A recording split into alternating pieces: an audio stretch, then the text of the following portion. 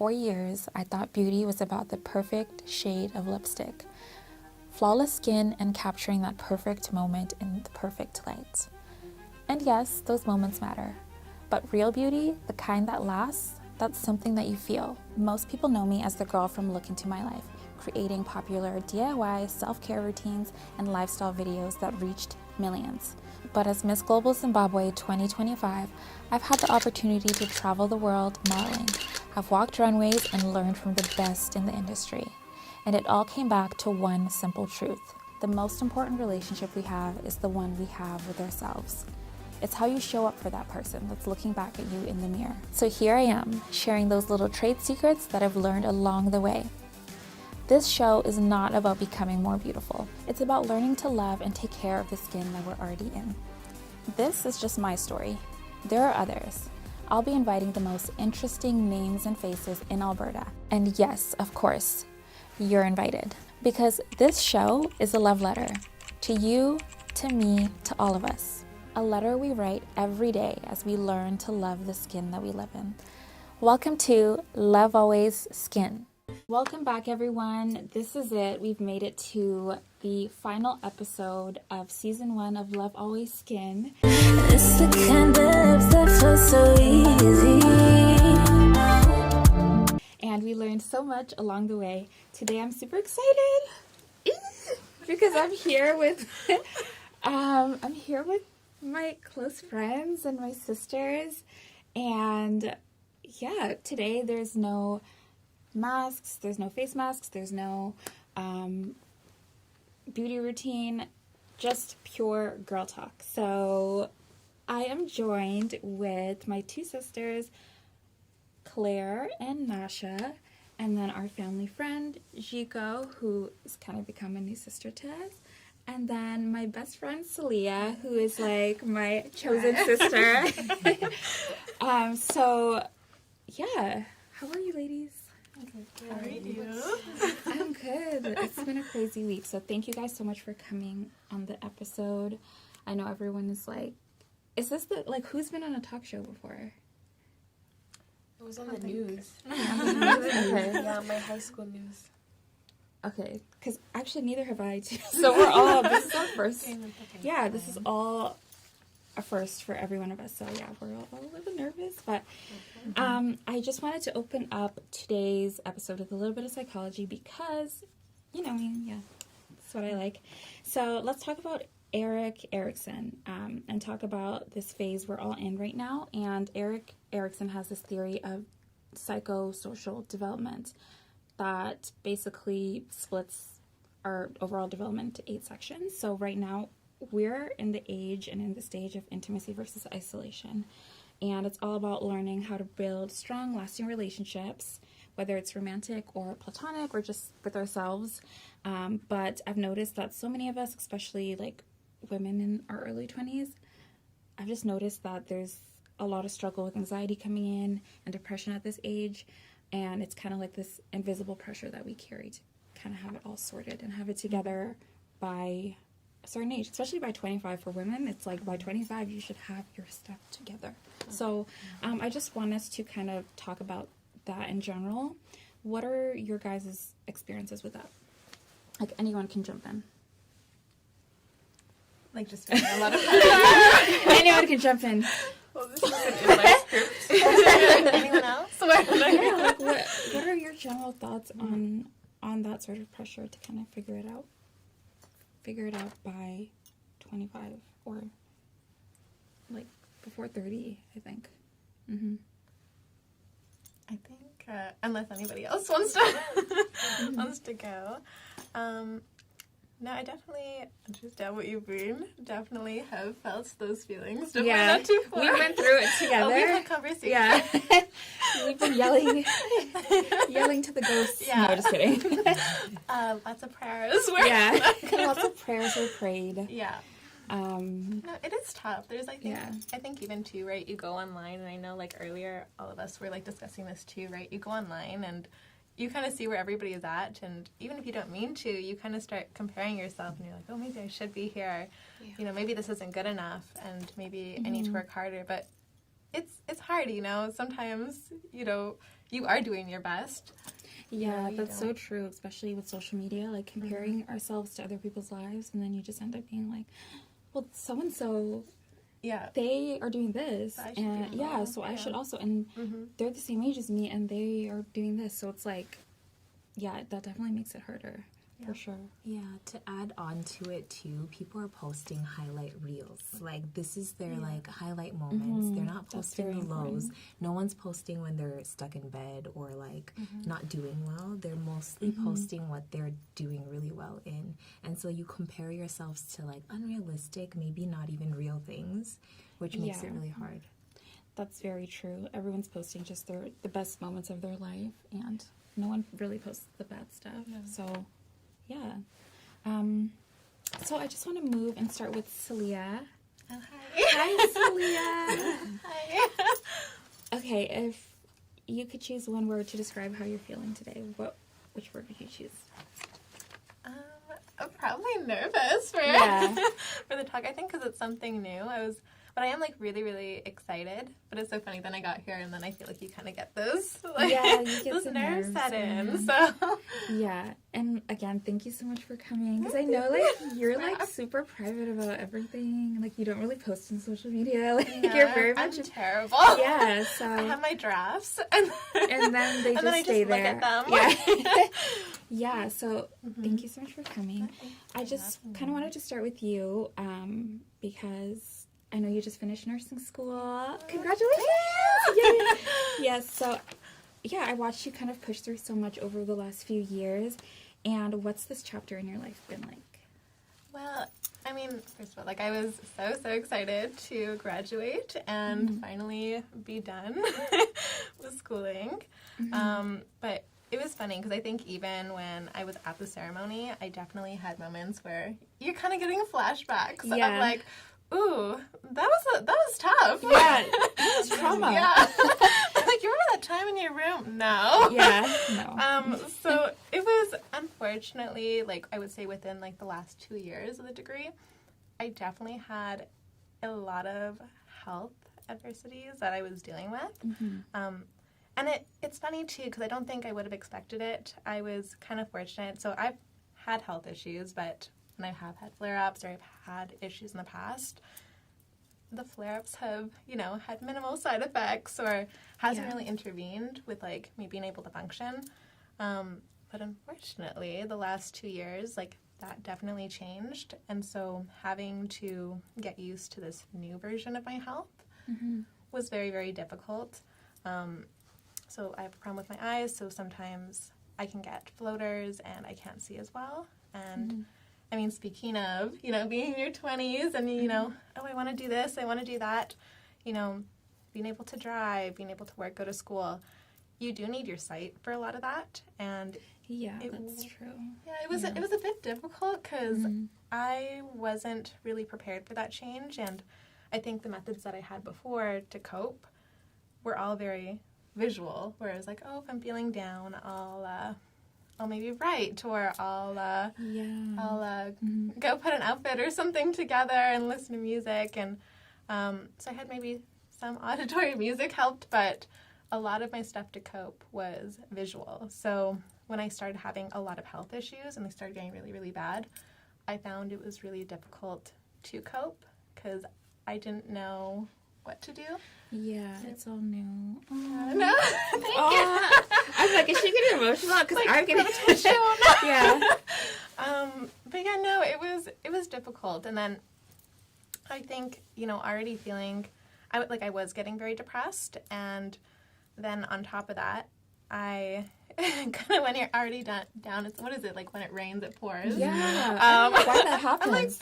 I'm good. I don't need any more. Cut it. Jesus, God. What's this? What is that? Was this a mistake? Yeah. I'll forget if you just rewind. But no, I ended up getting more health issues. So I have endometriosis and then PMDD, or premenstrual dysphoria disorder. And so that was kind of difficult because I had these new symptoms and I didn't know how to manage any of this because it was very, very new. So I think stepping into that and then the issue with PMDD is it really amplified all my emotions. So if I was feeling depressed, it was just level 10 of feeling depressed. Or like anxiety, I'd get moments where it's like, oh my gosh, I'd be on like the transit and I'd be getting worried about stuff and my like chest would be hurting because I'd be getting so anxious and I couldn't stop thinking about things. And so it was really hard. I tried to reach out to people, but there wasn't a whole lot of support groups for people who had those illnesses. I eventually found stuff online, and that kind of helped, or Reddit. Reading on Reddit sometimes helps. But it was kind of difficult. And I think then just that relationship with myself, you know, I have all these new health issues kind of coming in to my life, and then they do affect my ability to function. I'm at a point in my life where I'm thinking about my future. You know, I'm even, you know, doing your nursing, you're making actions towards your future. And already having issues where it's like, oh, I wasn't able to go to school, or, oh, I can't go to work today. You know, it's inevitable. You're going to start thinking, you know, and having those questions and those conversations with yourself of, what is my life going to look like now that I'm dealing with all these new issues? And it was really tough because I think I had this vision board, this plan of, oh, you know, I want to work and I want to do this, and then eventually I want to travel here. And I was starting to clue in that I might not be able to do all that. And that was really, really hard to accept because, I mean, you know, for the last couple of years, that's just all I envisioned for my life. So it was really, really difficult to accept, I guess, this new narrative that my illness was kind of bringing on. Now I don't know where I am. Like, I don't know where I am. Let me see. I need to look at my paper, you guys. But like, I think you like, because from that conversation, like what I was hearing was, it's like we're already in this uncertain time, and then you have this added layer of like new uncertain health diagnoses that were like just amplifying everything and making everything even worse. And that's really hard. Like what were some of the support systems that helped you? Definitely, like I would say family and friends, being able to talk about it really, really helped. I think sometimes too it could be hard because I think sometimes people can't always fully understand, but I think sometimes that's where finding people that are like specifically going through things like online, huge help with that can really, really help because you feel understood. Sometimes going to my health appointments and talking to healthcare professionals that, you know, maybe don't know what it's like to live with the illness, but deal with so many individuals who experience it, I was able to kind of feel a bit understood through them. Because sometimes I was really hard on myself. I think, you know, not being able to move at the pace that I wanted. Yeah. But that definitely helped talking to people. I started kind of learning different ways to do things. I know when I was experiencing problems with my vision, I started looking at ways I could just kind of mentally focus on coping with things, where it's like, okay, take this thought. I'm like, okay, I'll give myself like maybe 5 minutes to think about it. And then I got to move on. I got to just let it be. And then maybe I'll do something else and I can return to it in like an hour if I want for a designated amount of time. That, and then kind of, I think there's like visualization, or what is it called? Visual guidance techniques. Oh, like visualizing? I feel like that's the word. I don't know if I'm like affirmations and stuff, or stuff like that, and kind of just like, okay, take this idea, kind of put it here, and kind of like visualizing like happy things. That really helped. But then kind of when I was able, my eyes slowly did get better, which is good. I'm on a new like medication because I had issues with my medication too. There's a lot of barriers I was facing, just as far as like being able to travel and being able to afford it, because insurance does not always cover what we need to. But and I definitely, my walks helped, music, and I know like I love fashion, so putting on music, putting an outfit together, just like forgetting everything. It really, really helped. I think just being able to kind of escape to like a happy place. That's important. But I love that. I mean, like, especially just being able to kind of be in sort of the mess and of all the emotions, and then finding something that worked, like, because it's important, because sometimes people are scared to ask for help professionally, and it's like, yeah, you should, and you can, and maybe that's where the solutions are. So yeah, I'm so proud of you for like getting through that, especially during nursing school. Like, that's like very intense. Like, yeah, because nursing is intense. Yeah, so wow. Yeah, thank you so much for sharing that with all of us. I'm sure like definitely somebody watching can be like, okay, yeah, I can relate to that. And yeah, so thank you for sharing that. Thank you. Thank you. Talk about it. Okay, so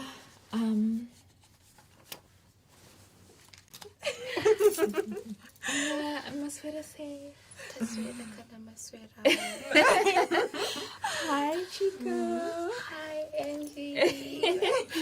Okay, so how are you feeling today? Like, if you could describe it in one word. I think I'm excited, but I cannot just end with one word because I'm excited, but at the same time I'm like, oh, what am I going to tell them? But yeah, I'm here. You're here. That's what I can wait in here. Yeah.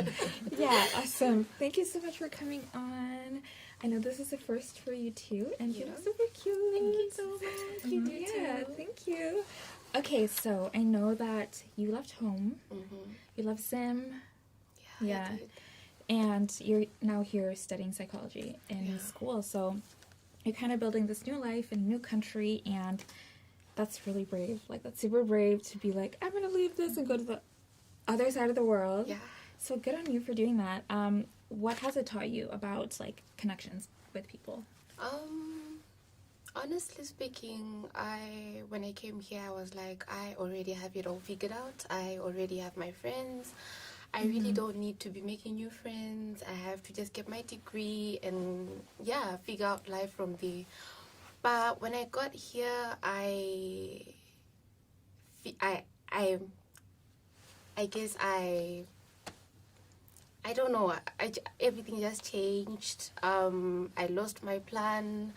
And I realized that I actually needed friends. I needed someone to talk to. I needed someone in my corner, someone I could like go to when I have a problem, and just have someone to just be there for me. So I did just that kind of. I did my first year in Windsor, then I moved here because I was like, oh my god, I did not realize what I was getting into. I told myself it was going to be easy, but I got here and I'm like, oh my god, I cannot do this on my own. My mom was actually scared because I'm the youngest, and she's like, I'm so proud of the growth that I've seen in you. She really didn't expect me to make it. She was expecting a call every day, me telling her that I really want to come back to see him. I cannot do it anymore. But I've pulled through, kind of. I haven't yet figured it all out, but I guess I'm happy with where I am right now. And relationships are important. It's good to make new relationships. You cannot just base on people that are not on the ground. It's good to have people on the ground that will help you go through it all.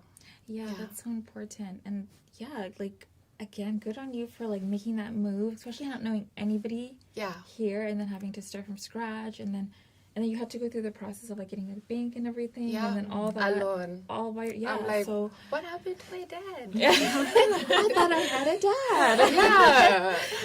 But because especially back in Zim, you have like how many sisters? Like so you have your sisters, and then you have all your friends, and then like Gogos, Sakuru, like everyone is there. Left all that. And then coming here, and it's like,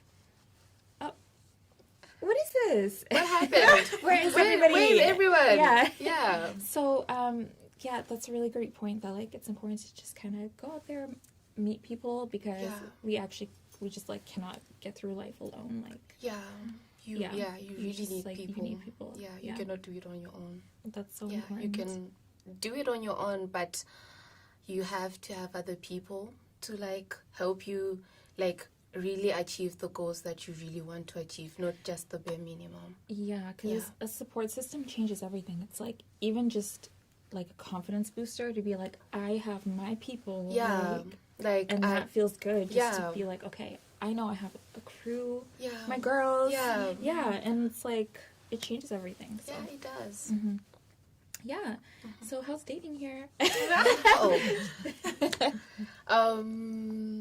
So far it has been good, but at the same time, I'm like, I don't know, meeting new people, you haven't seen that person, like it's like meeting a new person and then you have to learn about dating from a whole different perspective. Like things done in Zimbabwe and things done here are totally different, and you're like, some of the stuff that I said, you're like, you get choked, but at the same time you're like, well, this is where I am right now, so I really have to, like, I don't know, compromise, kind of like find ways to navigate relationships in Canada, because it's really that different. Like, yeah, I was curious about opposites. That. Yeah, because I know, like, even when we like go back to Zim, the guys are very different over there. Oh, it's very different. Yeah. So then you come here, and it's like, okay, wait, what's like the main difference you noticed? I feel like, I don't know, there's this sense of freedom, and I feel like dating is done a whole different way, because there are some things that you can do in the Zim culture, and then there are some things that you can do in the Canadian culture that you cannot do in Zimbabwe. That is a straight no. And you know, if anything goes wrong, well, honey, you have to own up to what you did, and you're on your own. You're on your own. Yeah, so there's that. But yeah, I actually think I prefer the styles here, because like more free. You don't really have to think about a lot of stuff. You just do it your way, your own timing, your preferences. No saying I have to be with this guy because of ABC. You just have to be with the one that you think you love at that time, and that's sweet. Figure it out together. Without a lot of pressure, I guess. So laid back. Whereas in C, most of the times, like, you date someone, they expect you that is going to be the guy for you. And I'm like, honey, what if I don't like him like that? Like, what if I wake up one day and I'm like, no. So there's that. That's very true. So, yeah, it has been quite interesting. I'm still learning. Yeah, it's a learning process. Yeah. Like, now you're in your second year, third year? Just finished my second. Okay, so there's a lot more learning to go. Yeah, and like a lot of learning. And it'll be fun. At least, you know, you have like friends here, you have us. Yeah. So we're here to support you, and I'm happy to be with you guys. Oh, that's very sweet. Yeah, we're happy to have you. Okay, so thank you so much, Zviko, for sharing that. The youngest little baby, Claire. Baby? I'm a grown woman. And then I found myself blinking my eyes. I was like, why did that happen? Like, I was literally shocked at myself, too. I was like, I had all A's in high school. What do you mean? Everything was just silent. And that you start to really feel all the mental, physical, spiritual things happening to you physically. And So I'm like, obviously we can't just like be sleeping here. Sleeping really here on the camera. Yeah, that would be like very bad TV. So I think we just kind of mutually agree that just having this girl talk was enough as like our self-care. Yeah. That's right. Yay!